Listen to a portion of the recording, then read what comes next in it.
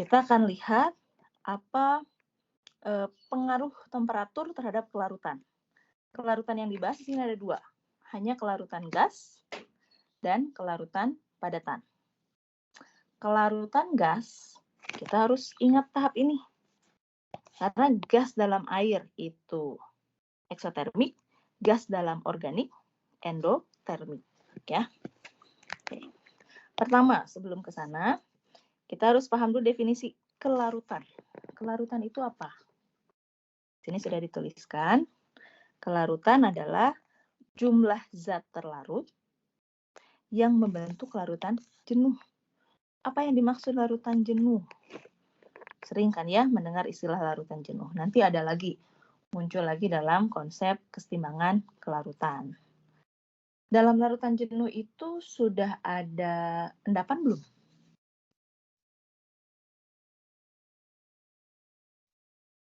Ada endapan nggak? Belum sepertinya. Belum ya. Jadi larutan jenuh itu maknanya jumlah zat terlarutnya sudah maksimum. Tapi belum ada yang mengendap. Kalau kita tambahkan sedikit saja zat terlarut pada larutan jenuh, maka tambahan zat tersebut itu baru yang akan berada pada fase yang berbeda. Jadi akan mengendap, ya.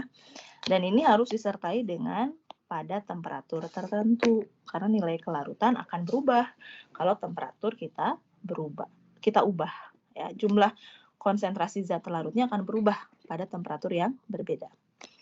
Nah, untuk bisa menjelaskan pengaruh temperatur, ingat ada yang namanya prinsip Le Chatelier. Nanti di bab kesetimbangan ini akan sangat dipakai.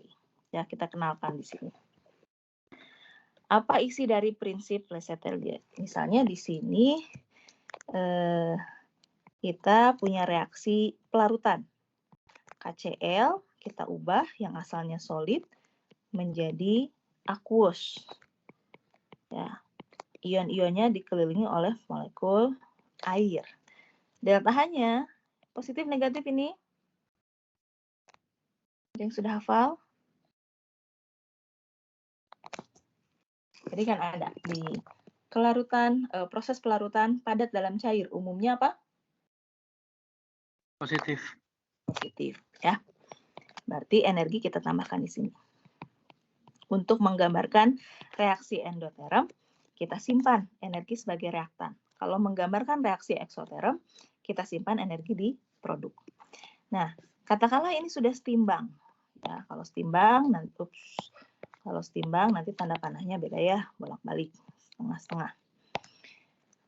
Nah, prinsip Le Chatelier menjelaskan bahwa kalau suatu sistem, ini misalnya proses pelarutan, reaksi pelarutan sudah setimbang, lalu kita ganggu. Nah, sistem ini tentu akan terganggu ya. Misalnya kita ganggunya dengan menambahkan energi, temperatur kita naikkan, ini kita tambahkan. Pasti sistem akan terganggu, lalu mengubah arah reaksinya. Kemana arah reaksi akan berlangsung? Reaksi itu akan berubah untuk mengurangi gangguan tersebut. Ya, karena di sini yang ditambahkannya energi, maka energi harus dikurangi. Dengan cara apa? Reaksi geser ke arah sebaliknya, ke arah kanan. Tujuannya apa? Untuk mencapai kesetimbangan yang baru. Nanti di bab kesetimbangan, gangguan itu bisa berupa temperatur, bisa berupa konsentrasi, misalnya padatan KCl-nya ditambah lagi. Berarti kan ini udah kebanyakan, reaksi geser ke kanan. Kemudian misalnya volume dinaikkan atau tekanan diturunkan, ya. Nanti kesetimbangan geser kemana, itu yang akan dipelajari di bab kesetimbangan, ya. Untuk sementara di sini kita hanya melihat pengaruh temperatur saja, ya. Jadi ingat ya bunyi dari prinsip Le Chatelier untuk menjelaskan kemana sih arah reaksi kalau temperatur, khususnya di sini faktor temperatur kita ubah. Nah, kita lihat ini sudah terakhir tuh sampai sini rasanya ya. Ini persamaan reaksi untuk endoterm, yang bawah untuk eksoterm. Nah, secara umum kalau kita lihat dari grafiknya, ini grafik antara nilai kelarutan yang biasa dinyatakan dengan gram zat terlarut berarti di sini gram padatan, mau itu ionik ataupun molekul, ini ada sukrosa, dalam 100 gram air. Sumbu X-nya temperatur. Secara umum kan semua naik ya, gradiennya positif, naik ke atas. Jadi ketika temperatur dinaikkan, nilai Y-nya, kelarutannya naik. Artinya, ini kan kalau kita lihat dari 1, 2, 3, 4, 5, 6, 7, 8, dari 8 padatan ini, dominannya semuanya perilakunya seperti ini. Ketika temperatur dinaikkan, pelarutan meningkat. Ketika ini ditambah, energi ditambah, reaksi geser ke kanan. Jadi yang asalnya tidak larut menjadi larut. Ya, jadi kesimpulannya untuk pengaruh temperatur pada proses pelarutan padatan, baik itu padatan molekul maupun padatan ion, ini akan meningkatkan kelarutan kalau temperatur dinaikkan. Kenapa? Karena proses pelarutannya memiliki nilai entalpi yang positif. Ya, sebagian mungkin ini ada salah satu contoh yang bernilai eksotermik, tapi hanya pada rentang tertentu. Ini tidak kita bahas ya. Atau kita juga lihat di sini NaCl ini praktis tetap delta H-nya sama dengan 0, jadi tidak dipengaruhi oleh temperatur. Tapi secara umum, delta H pelarutan zat padat itu endotermik yang harus diingat. Akibatnya, karena reaksinya endotermik, ketika temperatur naik, maka pelarutan juga akan meningkat. Ya, ini kita bisa ingat analoginya dalam kehidupan sehari-hari.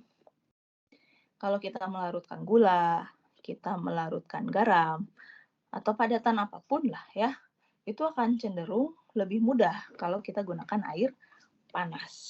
Nah, perilaku yang seperti itu terjadi karena reaksi pelarutannya bersifat endotermik. Ya, itu yang pertama. Kalau zat terlarutnya berupa padatan.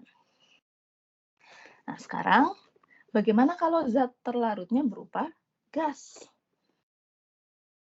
Nah, dalam kehidupan sehari-hari kita kenal ada yang namanya minuman berkarbonasi ya, atau soda, mengandung karbon dioksida. Ya, kita bisa merasakan sensasi segar karena ada gas di dalam minuman. Nah, itu kan beda dengan zat padat. Kalau padatan, semakin tinggi temperatur, semakin larut. Tapi kalau kita minum minuman berkarbonasi pada temperatur tinggi, nggak enak kan ya? Udah nggak kerasa gasnya. Kenapa? Karena gasnya udah kabur dari larutan. Energi kinetiknya bertambah. Gas cenderung bebas bergerak keluar dari larutan. Jadi punya sifat yang berkebalikan. Tapi itu tidak berlaku umum. Kenapa seperti itu?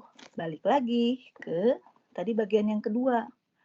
Gas itu kalau dilarutkan punya dua nilai entalpi yang berbeda. Tergantung di mana dia dilarutkan.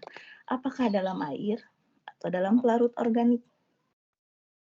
Kalau dia dilarutkan dalam air, tadi kan kita lihat energinya negatif, eksotermik. Artinya, kalau kita naikkan temperatur, reaksi gesernya ke kiri. Jadi kalau untuk gas-gas seperti karbon dioksida atau gas apapun lah ya, tapi kita larutkannya dalam air, maka pengaruh temperatur dinaikkan, proses pelarutannya berkurang.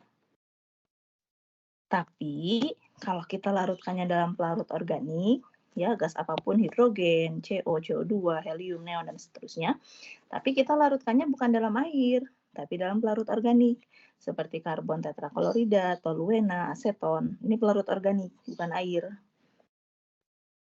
Pengaruhnya berbeda, karena delta H pelarutan untuk gas dalam pelarut organik ini bersifat endoterm. Kalau endoterm, temperatur kita naikkan, pelarutan justru makin besar. Ya, jadi kalau kita simpulkan, pengaruh temperatur itu ada 3. 1, kalau pada padatan secara umum temperatur naik, kelarutan naik. Yang kedua, pelarutan gas dalam air. Temperatur naik, kelarutan turun. Yang ketiga, kelarutan gas dalam pelarut organik. temperatur naik, kelarutan juga naik. Bisa dipahami ya? Itu inti bagian yang ketiga.